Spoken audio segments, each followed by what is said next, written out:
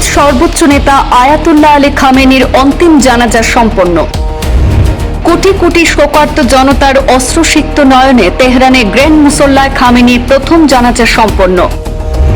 3 ধাপের জানাজায় প্রথম ধাপে খামেনির, দ্বিতীয় ধাপে তার নিহত পরিবারের সদস্য এবং তৃতীয় ধাপে আলাদা করে হয় নাতনির জানাজা। ইরান জুড়ে শোকের আহাজারি চলছে। রাজধানী তেহরানে তিল ধারণের জায়গা অবশিষ্ট নেই। রাজপথে নেমেছে শোকার্ত মানুষের ঢল। প্রায় 2 কোটি মানুষের সমাগমে সম্পন্ন হয়েছে খামেনির প্রথম জানাজা। এখন ইরানের পবিত্র শহর কোমে এবং পড়শি দেশ ইরাকের কারবালায় কফিন পৌঁছানোর প্রস্তুতি চলছে। 3 ধাপের জানাজায় প্রথম ধাপে খামেনির জন্য, দ্বিতীয় ধাপে তার নিহত পরিবারের সদস্য এবং তৃতীয় ধাপে আলাদা করে জানাজা হয় খামেনির 14 মাস বয়সী নাতনি জাহরা মোহাম্মদী গোলপায়গানির জানাজা অনুষ্ঠিত হয়েছে। ইরানের প্রয়াত সর্বোচ্চ নেতা আয়াতুল্লাহ আলী খামেনি এবং তার পরিবারের 4 সদস্যের প্রথম জানাজা রাজধানী তেহরানের গ্র্যান্ড মুসল্লায় অনুষ্ঠিত হয়। ইরানের দাবি, জানাজায় প্রায় 2 কোটি মানুষ এবং বিশ্বের প্রায় 100টি দেশের প্রতিনিধি অংশগ্রহণ করেছেন।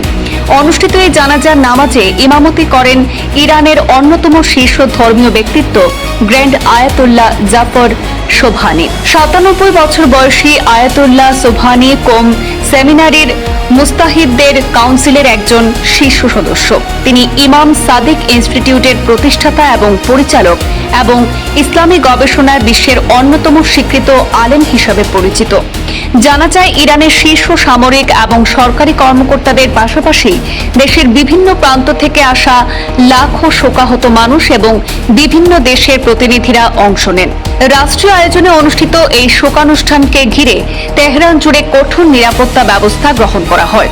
2 দিনের গণবিদায় কর্মসূচি শেষে আগামীকাল সোমবার রাজধানী তেহরানে খামেনির মরদেহ নিয়ে রাষ্ট্রীয় শোভাযাত্রা এবং শ্রদ্ধা নিবেদন অনুষ্ঠিত হবে। এতে দেশ বিদেশ থেকে আগত বিপুল সংখ্যক মানুষের অংশগ্রহণের কথা রয়েছে। পরদিন মঙ্গলবার মরদেহ কোম শহরে নিয়ে যাওয়া হবে এবং যেখানে আরও একটি বিদায় অনুষ্ঠান এবং জানাজা অনুষ্ঠিত হবে।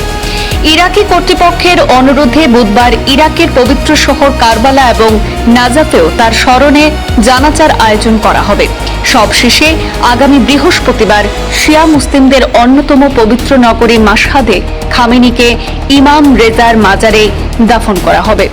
উল্লেখ্য, ইরানের তথ্য অনুযায়ী গত 28 ফেব্রুয়ারি যুক্তরাষ্ট্র এবং ইসরায়েলের যৌথ হামলায় আয়াতুল্লাহ আলী খামেনি নিহত হয়েছিলেন। একই হামলায় তার পরিবারের 4 সদস্য ডক্টর মিসবাহ আল হুদা, তার জামাতা সাইয়েদে বুশরা হুসাইনি খামেনি, খামেনির কন্যা জাহরা হাদ্দাদ আদেল পুত্রবধূ এবং জাহরা মোহাম্মদী গোলাবগায়েনি নাতনি প্রাণ হারিয়েছেন বলে জানা যাচ্ছে। শোক, আবেগ আর কড়া নিরাপত্তার মধ্যে শেষ বিদায়ের আনুষ্ঠানিকতা চলছে। এখন বিশ্বের নজর খামেনির পরবর্তী রাষ্ট্রীয় কর্মসূচি এবং ইরানের ভবিষ্যৎ রাজনৈতিক পরিস্থিতির দিকে। ব্যুরো রিপোর্ট, পূর্বাঞ্চল প্রতিদিন।